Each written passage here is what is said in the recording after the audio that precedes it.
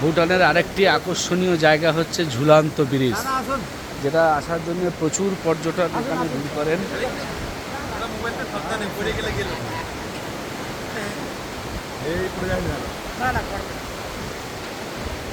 ঝুলন্ত ব্রিজ দেখতে, ব্রিজে মাননীয় বিধায়ক সাহেব তিনি আসছেন।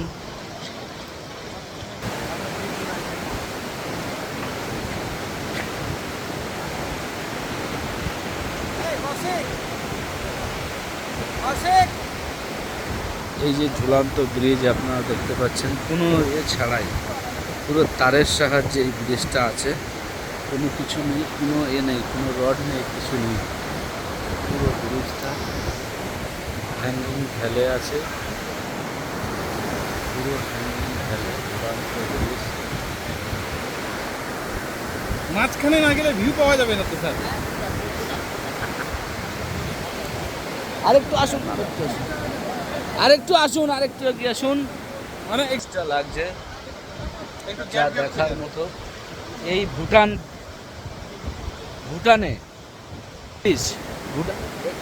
ভুটানের ব্রিজ, এটাই হচ্ছে সবচেয়ে আকর্ষণীয় ব্রিজ, যেটা একদম কোনো রকম কিছু ছাড়াই নদী বক্ষের মধ্যে উপস্থিত আছেন, কোনো রকমের ছাড়াই।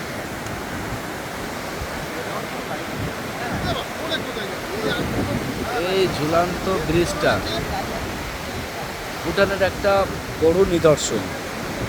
এই ভুটান সরকার এটি তৈরি করেছে এই ব্রিজ পারাপারের জন্য। খুবই দর্শনীয় এটি প্লেস। এই দর্শনীয় প্লেসটাকে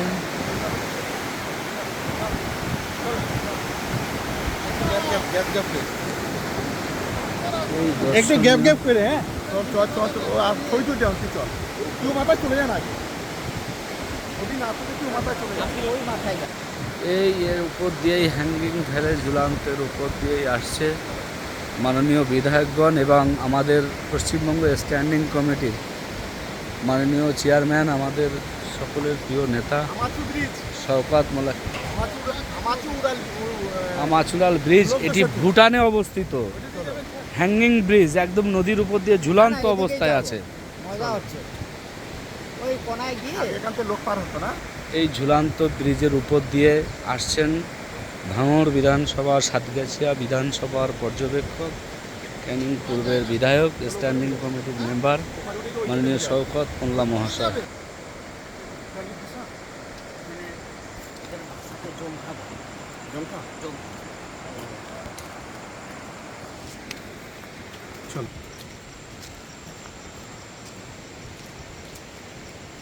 ঝুলন্ত ব্রিজ ভুটানের খুবই ঐতিহাসিক প্রসিদ্ধ এই ব্রিজ। একটা মানে আমাদের একটা বিধানসভা 5 লাখ ভোটারে, দুটো বিধানসভা আছে, একটা পুরো দেশ। এটা ফরক পরিষ্কার থাকবে না, থাকবে না, অনেক দেখি ঝুলন্ত ব্রিজের উপর দিয়ে চেয়ারম্যান সাহেব হেঁটে আসছেন। আমরা খুবই আনন্দিত এবং খুবই অভিভূত। এই সেই ব্রিজ, পুরো খালি ব্রিজ, ওখান থেকে মানুষ হচ্ছে সেই ব্রিজের উপর দিয়ে কোনো রকম ছাড়াই।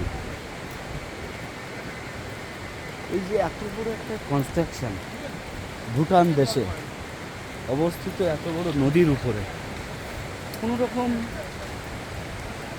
কনস্ট্রাকশন ছাড়াই এই ব্রিজটা তৈরি হয়েছে। কোনো রকম কাজ ছাড়াই, কোনো রকম কিছু ছাড়াই, নদীতে কোনো কিছুই নেই।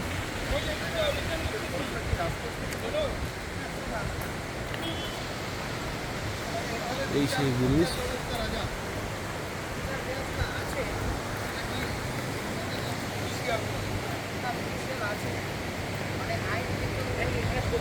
এই নদীর উপর দিয়ে এই ব্রিজটা তৈরি হয়েছে।